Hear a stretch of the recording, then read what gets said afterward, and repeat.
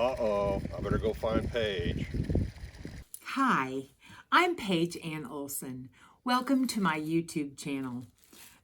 As you just saw, my husband and his brother were playing cornhole and they destroyed, well, this is already kind of destroyed because we'd already taped it once. They busted one of the bean bags. So I'm going to show you how to make regulation bean bags today.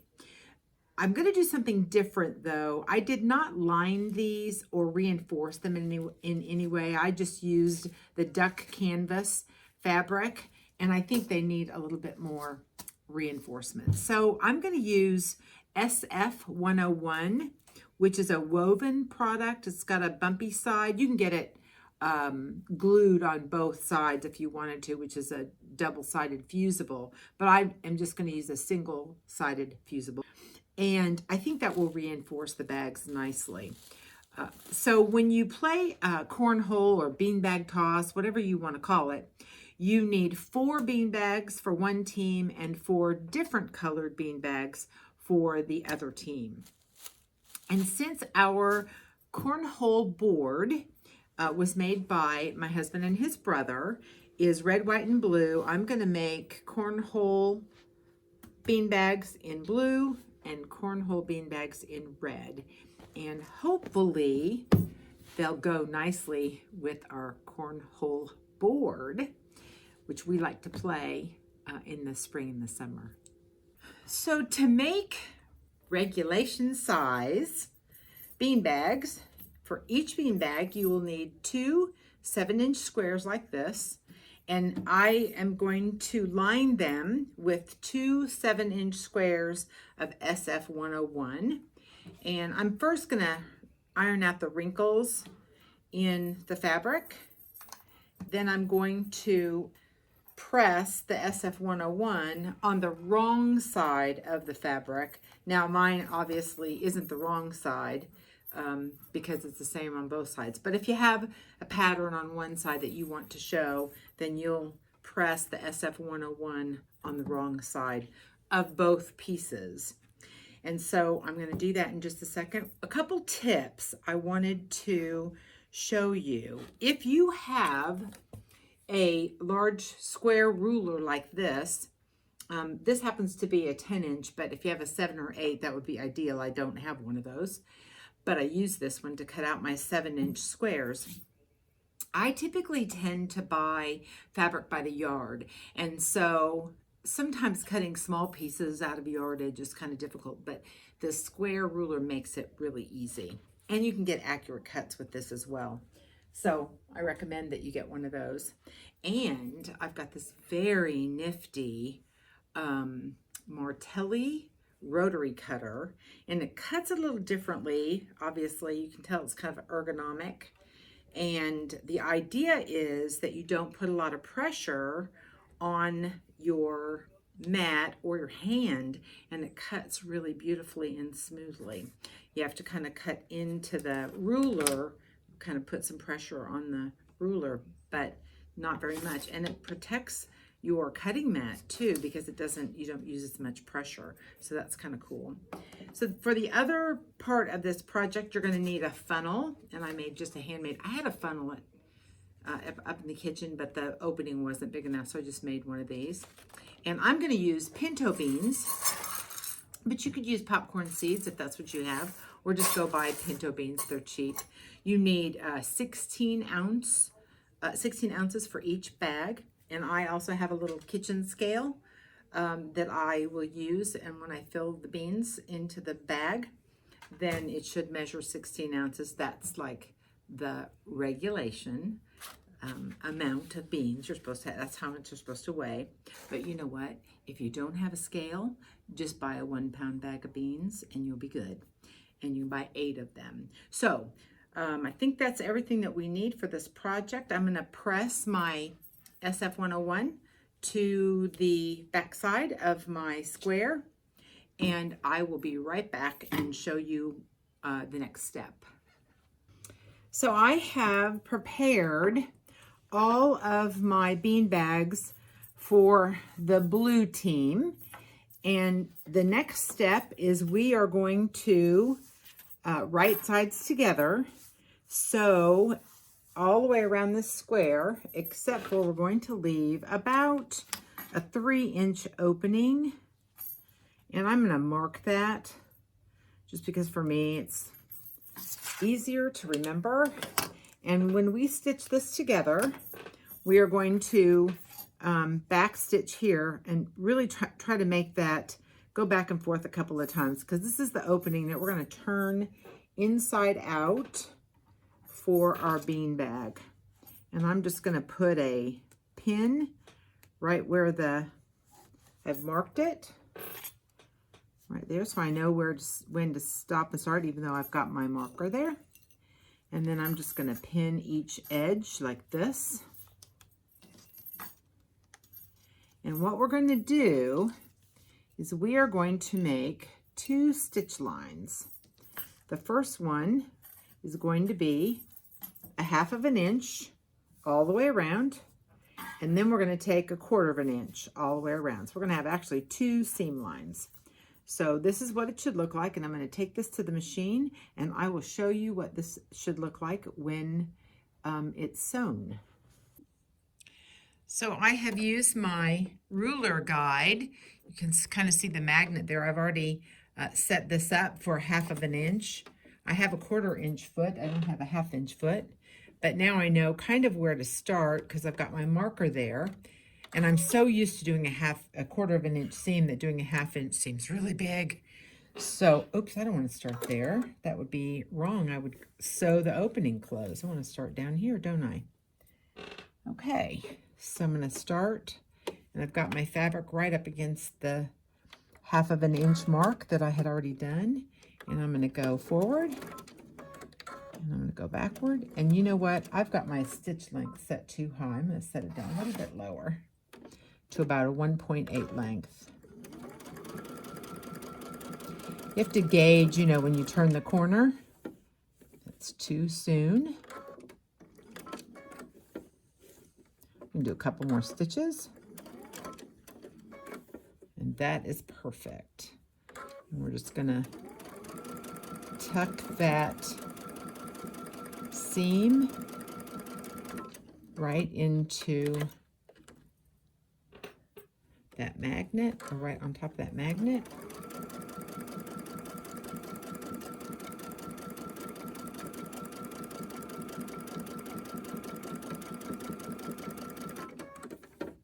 A little bit more. I love having this little guide just because I'm so used to doing a 1/4 inch seam. I could do that almost without looking, but the 1/2 inch, because I don't do it as often, I need a little help with that. And it doesn't have to be exact. The idea is to put 2 stitch lines in this to help really reinforce this canvas fabric. So I bought the indoor canvas fabric. You could use outdoor fabric with this if you wanted to. That would be fine. Matter of fact, I talked to the person that I bought this from and asked them the difference between the outdoor canvas and the indoor canvas. And she wasn't 100% sure, but she thought that the outdoor fabric was really more fade proof from the sun and potentially more waterproof. But basically they were the same fabric. So you could use either the duck canvas or you could use outdoor fabric, either one. Sometimes outdoor fabric has some really pretty patterns. And to make kind of fun bean bags, it's fun to get kind of fun fabrics. I'm doing, you know, obviously red and blue because I'm going to match our cute little cornhole that my husband and his brother made. So I'm going to cut my seam. And this is exactly what it should look like, just like that. So now I'm going to put my 1/4 foot on, and I'm going to run it just along that edge And I'll show you what that's going to look like as soon as I get that done. So this is what my bean bag should look like. And what I'm going to do now is I'm going to trim the corners, just like that. It'll help take some of the bulk out of those corners, because they're going to be kind of thick with that SF101.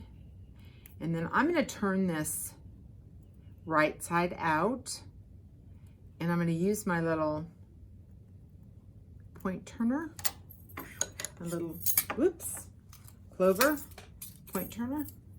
It's got that rounded edge, and that's perfect for this.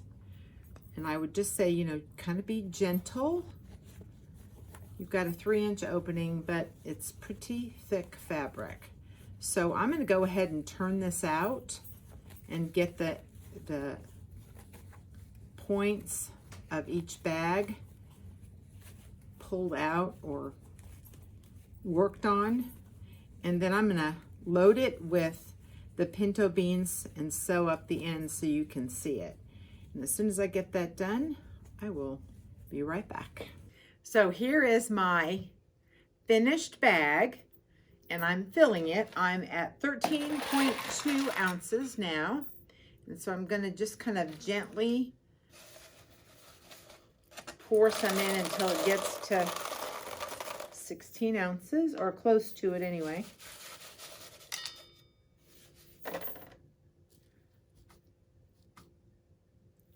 There, perfect. So we're at 16 ounces. So what I'm going to do is I'm going to take this off the scale, and I'm going to pinch the top and kind of shake it. You want to get those beans kind of down here. And then I'm going to pin the top so it's going to look just like this. And I'm going to take this to the machine, and I'm going to just sew from corner to corner a small, probably 1/8 of an inch seam from the top, and probably do a small stitch length, 1.8, to make it really hold nicely. So that's the next thing I'm going to do, and then we'll be done with our one bean bag. All right, so I'm hoping you can see this. I've got this kind of right on the edge, and I'm going to go forward a little bit, and then go back a little bit. And it looks like I'm more of a 1/4 of an inch seam versus an 1/8 of an inch seam. But I think, you know, the smaller seam you can get, probably the better. It doesn't really matter, honestly. Just as long as it holds the bag closed, that's really what you want. And I'm hoping you can see this. And of course, we're in the fattest part of the bag. It's now I'm gonna hang on to this bag to make sure that it captures the fabric. You really want to shake the beans down to the very end of the bag. I'm going to reinforce the front and the beginning and the end stitch line. And here we are. You know what? I know this is really hard to see because it's blue, but it's really nice right along that edge right there. So, and I just need to cut my thread. And bean bag number 1 is done. 7 more to go. Yeah, it sure will be great when we get our cornhole bean bags done. That would Paige at with that? I don't know. Hopefully she will be showing up soon. Here she comes now. Hey, Paige. Hey guys, here are your completed bean bags. Wow, that's Very great. nice. Let's check them before out. you walk away, let's try them out. Well, that didn't work. I don't know. These don't feel right. So, Paige, what did you do to those bean bags? Well, let me give it a try.